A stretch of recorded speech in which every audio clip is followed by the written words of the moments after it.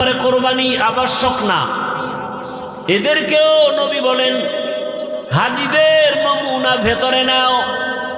জিলহজ মাসের 1 তারিখ থেকে তারা নখ কাটবে না, চুল কাটবে না।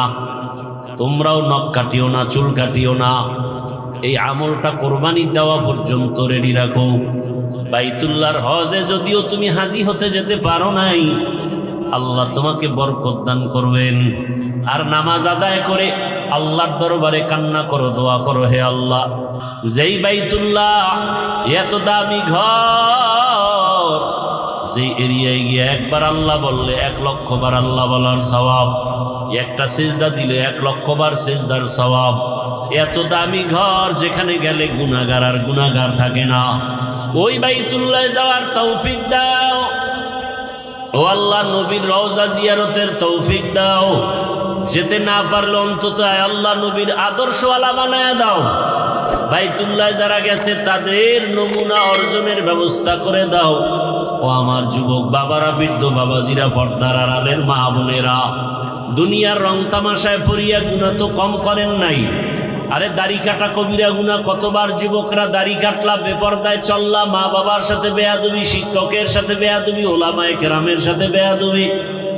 ও ব্যবসায়ী বাবারা, ও চাকরিজীবী বাবারা, আপনাদের মতো কত ব্যবসায়ী, কত চাকরিজীবী 5 ওয়াক্ত নামাজ পড়ে আছে না নাই? আপনি নিজেকে জিজ্ঞাসা করেন, আপনি কেন পারবেন না? ও আমার কলিজার যুবক, তোমার মতো যুবক স্কুল কলেজে পড়ে, নামাজ পড়ে, বলো তুমি পারো না কেন? তোমার কপাল কেন খারাপ? তোমার মতো যুবক র্যাব, আর্মি, পুলিশ, বিডিআরের চাকরি করে, 5 ওয়াক্ত নামাজ পড়ে, দাড়িওয়ালা, তুমি পারো না কেন? তোমার কপালে কার বরদোয়া লাগছে জানা নাই?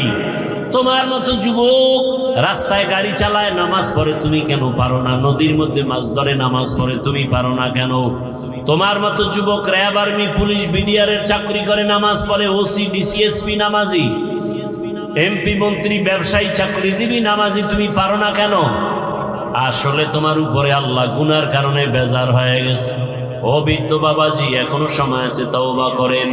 পর্দার আড়ালের মা বোনের, আপনার মতো কত মা পর্দা করে, নামাজ পড়ে, স্বামীর মাল হেফাজত করে, আপনারা পারেন না কেন?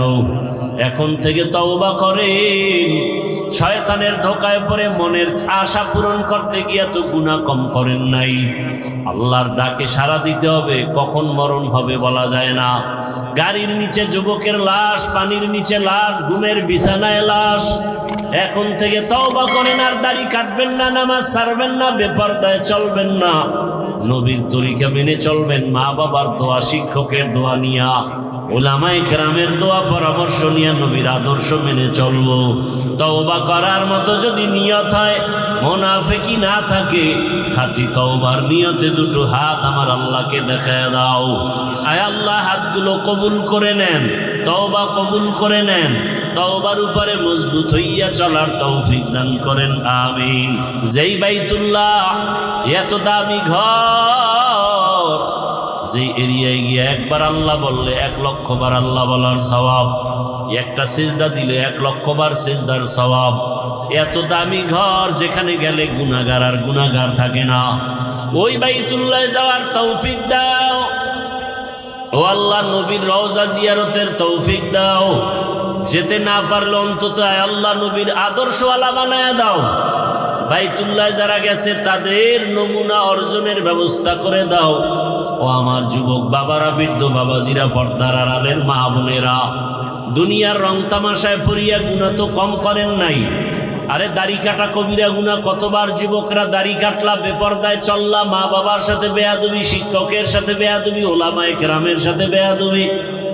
ও ব্যবসায়ী বাবারা, ও চাকরিজীবী বাবারা, আপনাদের মতো কত ব্যবসায়ী, কত চাকরিজীবী 5 ওয়াক্ত নামাজ পড়ে আছে না নাই? আপনি নিজেকে জিজ্ঞাসা করেন, আপনি কেন পারবেন না? ও আমার কলিজার যুবক, তোমার মতো যুবক স্কুল কলেজে পড়ে, নামাজ পড়ে, বলো তুমি পারো না কেন? তোমার কপাল কেন খারাপ? তোমার মতো যুবক র্যাব, আর্মি, পুলিশ, বিডিআরের চাকরি করে, 5 ওয়াক্ত নামাজ পড়ে, দাড়িওয়ালা, তুমি পারো না কেন? তোমার কপালে কার বরদোয়া লাগছে জানা নাই? তোমার মতো যুবক রাস্তায় গাড়ি চালায়, নামাজ পড়ে, তুমি কেন পারো না? নদীর মধ্যে মাছ ধরে, নামাজ পড়ে, তুমি পারো না কেন? তোমার মতো যুবক র্যাব, আর্মি, পুলিশ, বিডিআরের চাকরি করে, নামাজ পড়ে, ওসি, ডিসিএসপি নামাজি, এমপি, মন্ত্রী, ব্যবসায়ী, চাকরিজীবী নামাজি, তুমি পারো না কেন? আসলে তোমার উপরে আল্লাহ গুনার কারণে বেজার হয়ে গেছে। ও বৃদ্ধ বাবাজি, এখনো সময় আছে, তওবা করেন। পর্দার আড়ালের মা বোনের, আপনার মতো কত মা পর্দা করে, নামাজ পড়ে, স্বামীর মাল হেফাজত করে, আপনারা পারেন না কেন? এখন থেকে তওবা করেন। শয়তানের ধোকায় পড়ে মনের আশা পূরণ করতে গিয়া তো গুনাহ কম করেন নাই। আল্লাহর ডাকে সাড়া দিতে হবে, কখন মরণ হবে বলা যায় না। গাড়ির নিচে যুবকের লাশ, পানির নিচে লাশ, ঘুমের বিছানায় লাশ। এখন থেকে তওবা করেন, আর দাড়ি কাটবেন না, নামাজ ছাড়বেন না, বেপরদায় চলবেন না, নবীর তরিকা মেনে চলবেন, মা বাবার দোয়া, শিক্ষকের দোয়া নিয়া। আমাদের সেই গোপন ধারণাটা ছিল ভুল।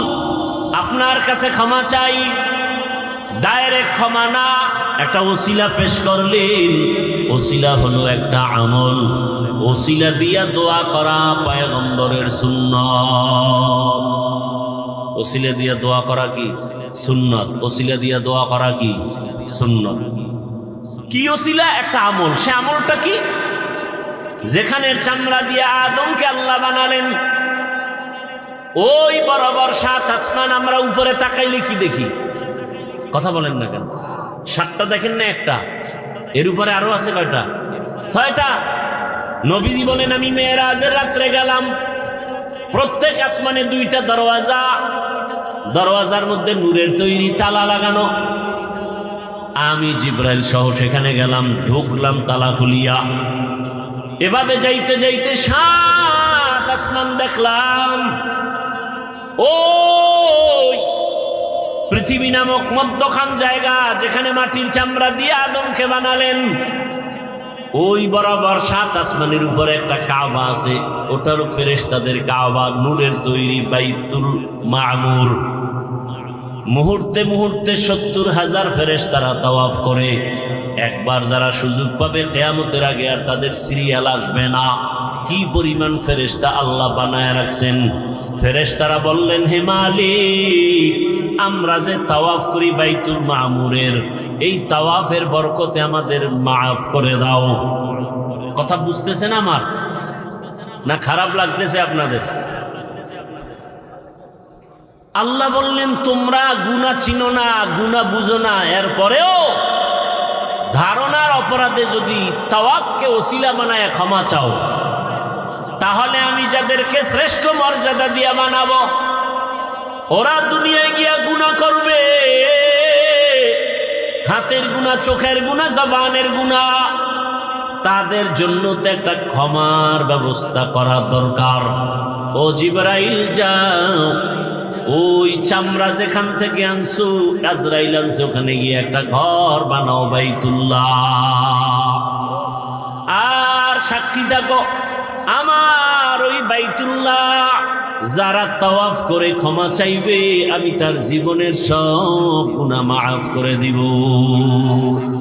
আতিনা ফি দারে দুনিয়া না হাসান, আতিনা ফি দারে উকবানা হাসান, ইয়া গিয়াসাল মুস্তাগীসিন ইহদিনা লিফতিখারা বিল উলুমে वल गीना।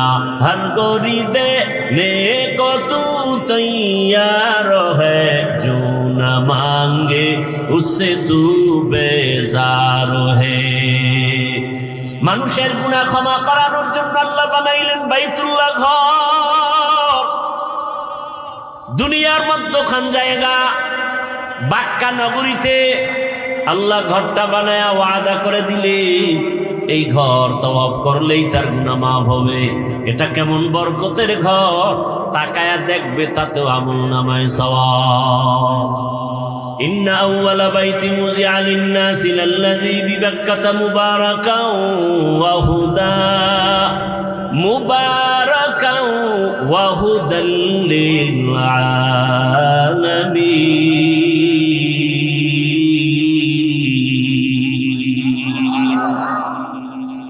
প্রথমে বাইতুল্লাহ আল্লাহ পাক নির্মাণ করাইলেন ফেরেশতার দ্বারা। এরপরে পয়গম্বর আদম আল্লাহ দুনিয়ায় পাঠাইছেন, তিনি বাইতুল্লাহর তাওয়াফ করছেন, হজ করছেন, তিনি বাইতুল্লাহ নির্মাণ করেছেন। আদম নবী জমিন থেকে বিদায়ের 600 বছর পর জমিনে মূর্তি পূজা শুরু হয়ে গেল। এই মূর্তি পূজায় লিপ্ত হতে হতে দুনিয়ার সবাই 600 বছর পর্যন্ত মূর্তি পূজাই করলো। আল্লাহ এই মূর্তি পূজার থেকে মানুষকে শিরক থেকে বাঁচানোর জন্য নবী পাঠাইলেন নূহ পয়গম্বর। নূহ আলাইহিস সালামকে আল্লাহ পাক পাঠাইয়া দাওয়াতের কাজ করালেন। 950 বছর পর্যন্ত নূহ আলাইহিস সালাম দাওয়াত দিলেন। 40 জন মুমিন কালেমা পড়ে মূর্তি পূজার থেকে ফিরিয়া গেল। এইবার আল্লাহ পাক রব্বুল আলামিন নূহ নবীর যুগে প্লাবন দিলেন, তুফান দিলেন, গজব। এক তুফানে সব ধ্বংস হয়ে গেল, কাবাটাও নিশ্চিহ্ন হয়ে গেল। নূহ নবীর 3 সন্তান সাম, হাম, ইয়াফাস, এই 3 জনের দ্বারা পুরো দুনিয়া আবার নতুন করে সাজানো হলো। তারা একটা শহর বানাইলেন, ইরাকের অন্তর্গত শহরের নাম শহরে বাবেল। ওই শহরে এক সময় এক বেঈমানের আবির্ভাব হলো নমরুদ। নমরুদ বাবেল শহরের ক্ষমতা নিয়ে জুলুম অত্যাচার শুরু করলো। সেই জুলুমকে বন্ধ করার জন্য আল্লাহ আরেকজন নবী পাঠাইলেন, ইব্রাহিম আলাইহিস সালাম। ইব্রাহিম আলাইহিস সালামকে দিয়া শেষ বয়সে পয়গম্বর ইব্রাহিম দোয়া করে একটা সন্তান পাইলেন, ছেলে সন্তান। হাজেরা আলাইহিস সালাম থেকে ইসমাইল। এই ইসমাইলকে নিয়ে বাইতুল্লাহর পার্শ্বে কোনো চিহ্ন নাই। নূহ নবীর প্লাবনে বাইতুল্লাহ নিশ্চিহ্ন হয়ে গেছে। এই জায়গায় জঙ্গল, একটা পশু পাখি নাই, কারণ সূর্যের আলো নাই, পানি নাই, খাদ্য নাই। ওখানে মা হাজেরা ইসমাইলের নিয়ে আল্লাহর নির্দেশে ইব্রাহিম নবী রাখলেন। ইসমাইল নবীর যখন 14 বছর বয়স, কম বেশি মাআল ইখতিলাফ, আল্লাহ কোরবানি করার হুকুম দিলেন। এর মাঝখানে বহু ঘটনা। বাইতুল্লাহ ইব্রাহিম নবী নতুন করে নির্মাণ করলেন। এই বাইতুল্লাহ 13 বার নতুন করে নির্মাণ করা হয়েছে। কতবার? 13 বার। ইব্রাহিম আলাইহিস সালামে বাইতুল্লাহকে নির্মাণ করলেন ইসমাইল সাথে। হাজী সাহেবরা হজে যায়, যত হজের কাম আমরা করি সব ইব্রাহিম, ইসমাইল আর হাজেরার স্মৃতিচারণ করি। আল্লাহর কাছে এটাই বড় দামি।